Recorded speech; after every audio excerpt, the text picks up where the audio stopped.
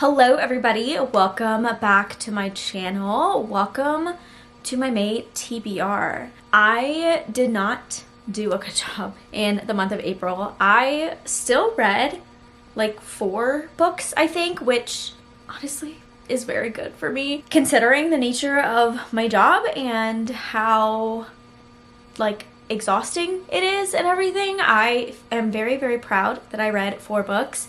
And I was also basically out of town for 2 whole weeks of the month and didn't read a single thing during that time period. So it was really 4 books in like 2.5 weeks, which is pretty good if I say so myself. So I'm very pleased with the month of April, but I did not finish all of the books that were on my TBR, but I still really want to read them.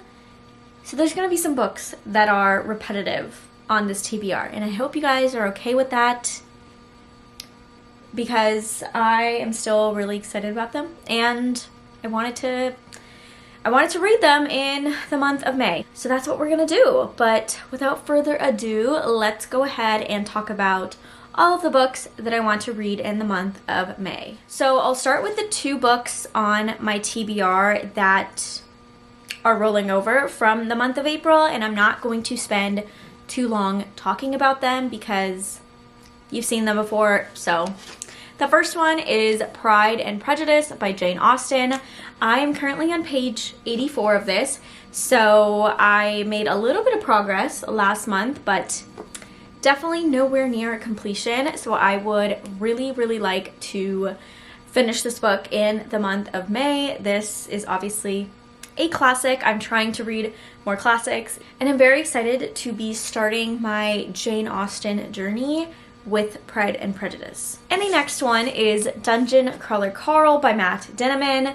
This is a book that I have seen a lot of people pick up recently. It's kind of blown up, and I'm very much looking forward to getting into it.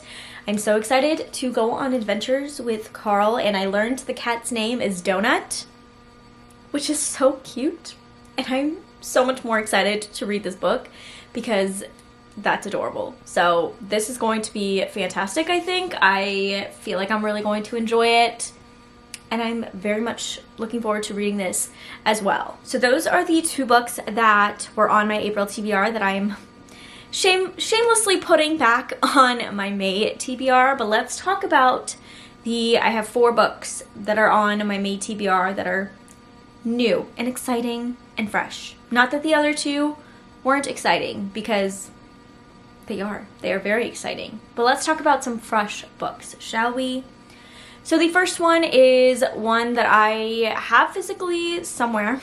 I just don't know where it is, and that is Clockwork Angel by Cassandra Clare. So I finished City of Glass last month, and I decided I wanted to read in publication order, and I believe Clockwork Angel is next.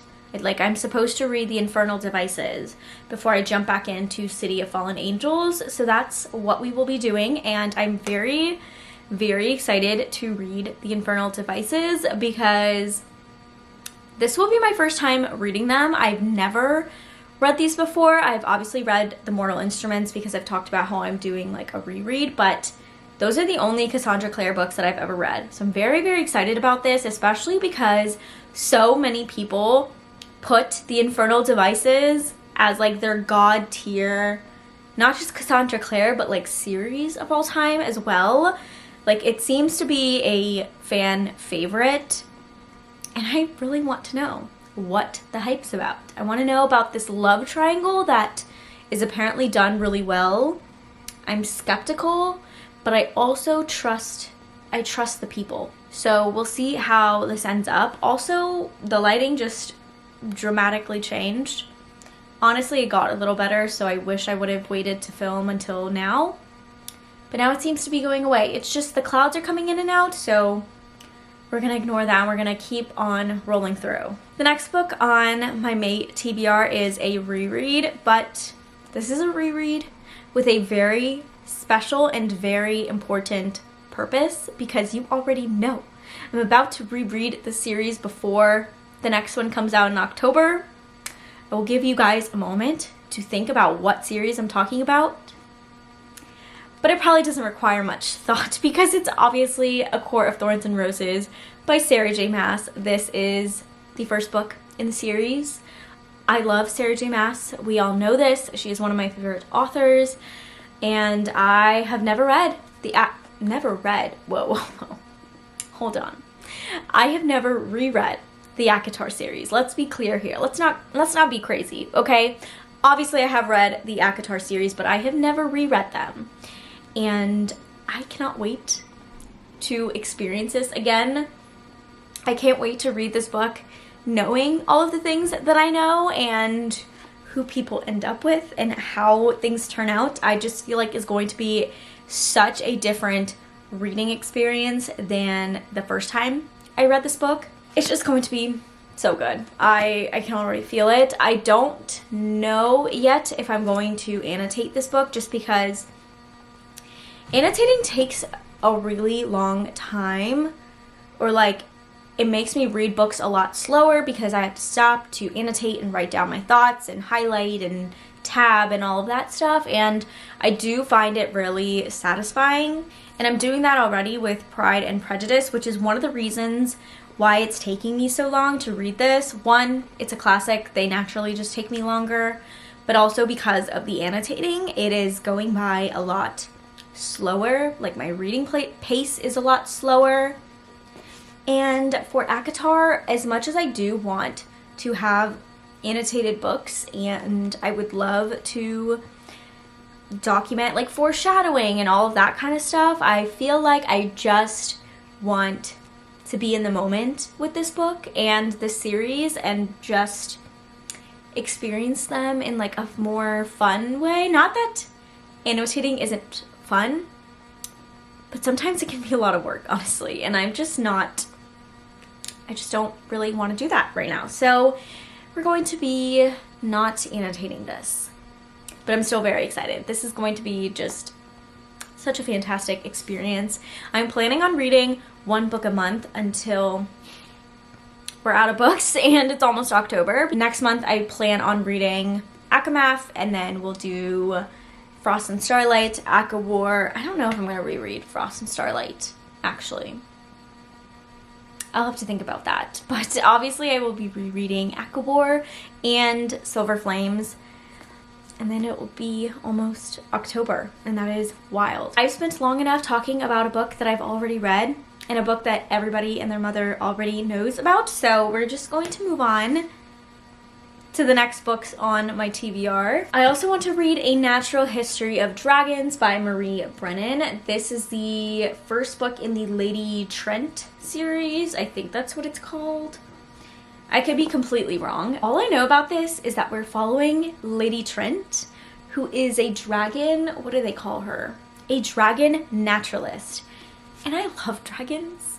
Any book with dragons in it, I am immediately hooked and I'm going to want to read it. So the fact that this is about a person who studies dragons and they're like basically the main characters in this, even though not really, I just can't wait. And I'm trying to look because I'm pretty sure that, yeah, it has illustrations all throughout as well, and I just, like, look how stunning this is. Just, oh, I can't wait. This is gonna be so good. I already know. I feel like this is kind of reminiscent of Emily Wilde's Encyclopedia of Fairies, which I did read a while ago, and I did enjoy it, and I want to reread because I never continued on with the series.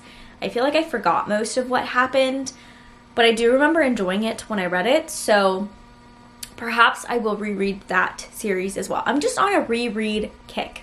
I don't know what it is. It's been really, really comforting, and I'm gonna go with it. But this is going to be my first time reading this, and I am so, so excited. If you guys have read this before, let me know your thoughts. I am really looking forward to hopefully being obsessed with a new series. Like, even just the cover, the way that it's like drawn, the artwork, first of all, is just beautiful. Like, this is gorgeous. But the way they have like the numbering as if it's like an actual textbook explaining what all of these parts are. Like one corresponds to this part of the body and this is some history about it or some information about it. I feel like I'm going to learn a lot about dragons and dragon lore and just the history and everything, and that has me very, very excited. And then the last book on my list is the final book in a series, which I absolutely adore.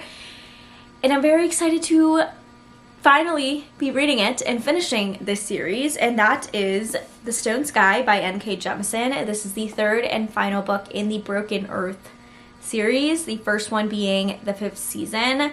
So obviously the 5th season is a very, very, very popular adult fantasy. I absolutely loved it. I really adored book 2 as well, and I have been meaning to get to book 3 for 2 years now, I want to say.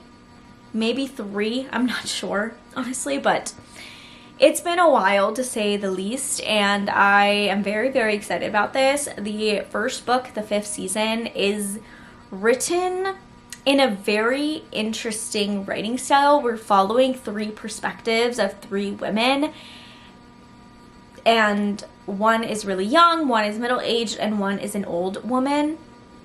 And they're in very different parts of the world, very different parts of life, and we just follow them along their journey. But the way it's written and the way things come together in the end, and just it was just the most unique reading experience that I've had.